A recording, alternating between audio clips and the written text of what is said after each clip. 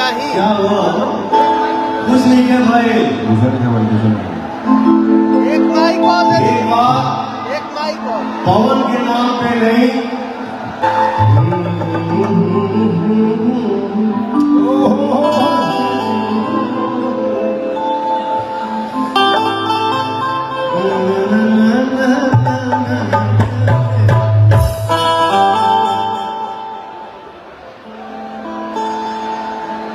मेरी छोटी बहन